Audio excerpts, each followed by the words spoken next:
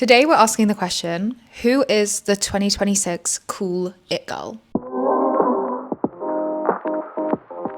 I said recently that I think influencer marketing is going to change in 2026, and that already kind of feels like an understatement. Who and what the internet deems cool is completely unrecognizable from what it was 2-3 years ago. And I've noticed particularly this unspoken change going on in influencer marketing that's so unspoken, it's almost suspicious. But I'm going to try to talk about it anyway, and we're going to try to define it together, even though it almost seems undefinable. So let's start the almost impossible task of defining the 2026 cool girl. She's not an influencer, but she is a person who influences. Her job is not selling you nice clothes. She just happens to wear nice clothes while going to her regular job and post about that online. Following her feels like an education in what's cool from your cool best friend. It feels like a FaceTime rather than an advert. Her contribution to social media is a grainy outfit video overlaid with relatable text in a white or pastel colour. Or maybe it's an unedited brain dump filled with her personal notes and unfinished thoughts. Whatever it is, it only has to make sense to her, and if you don't understand what's going on, then that's kind of the point.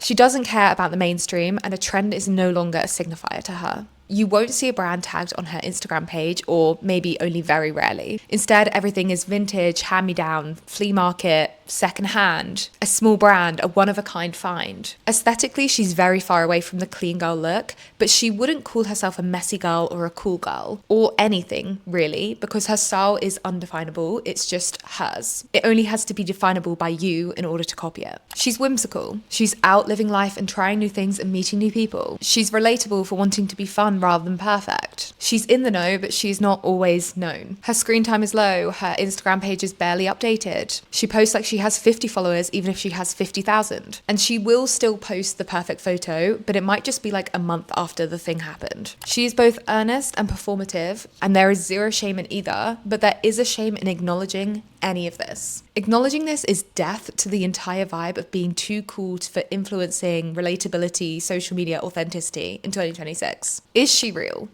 That's what we're going to discuss. Now that we've defined her, let's talk about the non-influencer influencer and why influencer culture is so unrecognizable in 2026. If you're not new to the channel, then you'll know a lot of my videos tend to build off each other and reference each other and kind of feel like an ongoing conversation. And this definitely feels true for this video. You could almost call it a part 2 to the video I recently did, Gen Z is having an identity crisis, because the research and scrolling I did for that video really was when I started noticing this trend happening in influencing and started to put the pieces together from various examples I'd seen. And it feels like a lot of the points I'm going to make relate back to that identity crisis for our generation. In that video, I referenced the inside out theory, basically how the entire internet has now shifted from selling us materialist things to more intrinsic things like a personality, an identity, an education. And that's basically what's going on with this new breed of influencer. They're basically offering a case study of what your life could be like if you were less chronically online, but still in a very aesthetic, very intentionally fashionable way. I said that influencer marketing is completely changing this year, and that's because I feel like no one wants to be an influencer anymore, or at least be seen as an influencer. Obviously, there's a spectrum to this, as there is most things on the internet. So firstly, we're going to talk about the influencers who are kind of middle of the pack, who are still influencing, but don't want to be seen as influencers. And I think what defines this group is the kind of forced nonchalance about what they're posting and how they're using the internet. Everything feels relatable. A messy bedroom in the back of their TikTok, a snap of a green smoothie or a funny street sign clearly taken on the go, uploaded to their Instagram stories with no caption. But it's all still undeniably cool too. The messy bedroom is exactly the right amount of messy. The green smoothie is still very aesthetic and still gets the right points of the outfit in the background. The outfit itself is enviable yet realistic. It feels like you could go into your wardrobe and put something similar together, but it wouldn't be quite as good. And the end result is a kind of unseriousness, a kind of whimsy, a kind of fun vibe that draws us to this cool girl. There's a little micro trend forming for this pack of non-influencer influencers that I think is really interesting. I've noticed creators showing us the inside of their phones more when they post online, like a screenshot of the Notes app for a photo dump, or conveying images over text messages, voice notes, the Photos app mood board. And all of that is subconsciously making us feel closer to this this person. It's making us feel like this content is more genuine, less polished, less thought through, and therefore more authentic. I'm not really seeing that happening on the extreme end of the spectrum. I'm kind of categorizing this group as influencers who don't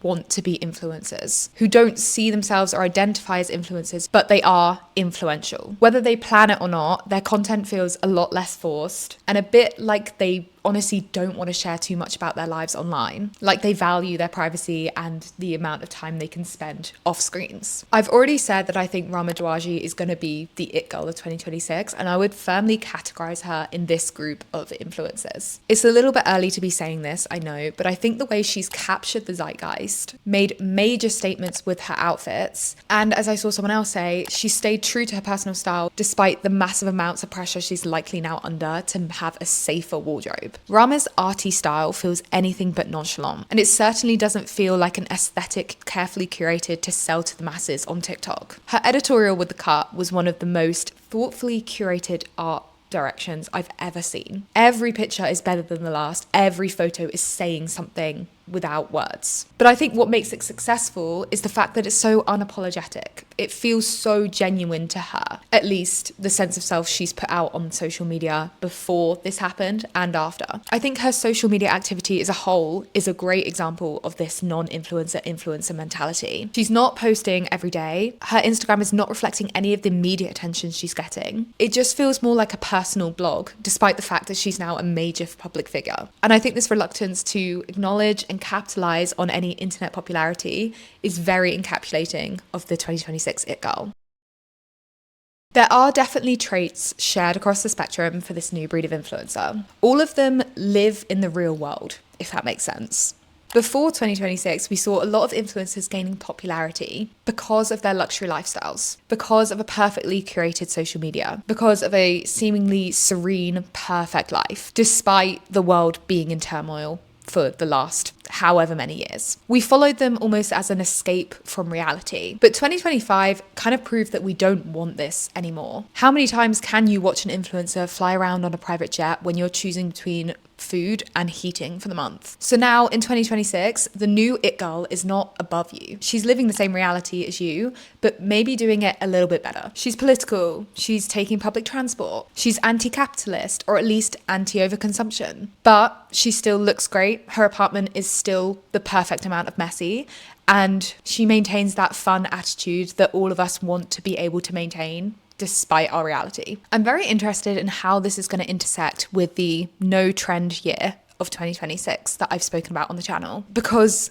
the main point of being an influencer is selling you something. And if there are no viral trends to sell you, then what is your currency? And I'm going to go ahead and answer my own question, because just like I think there won't be no trends in 2026, there'll just be less of them. I think influencers won't stop selling us things, they'll just pivot what they're selling. The it girl is not going to be talking about a Zara item anyone can buy. She's going to be talking about a niche jacket that she picked up from the thrift store, and this is the inspiration she can give you to go find something similar of your own. It's no longer cool to be gushing about or trying to sell anyone a luxury item, because the value of luxury is completely down and no one has the money for it anyway. But there is still value in finding something rare, niche, one of a kind that someone can get, or at least try thrift something similar for, and know that the inspiration for that came from you. So the cool girls are going to be casually showing off their hand-me-down vintage fur coat rather than a Coach bag that they got gifted. And we as an audience are going to be taking inspiration from that. But we're also not just going to be going to them for fashion recommendations, because the idea of a shopping influencer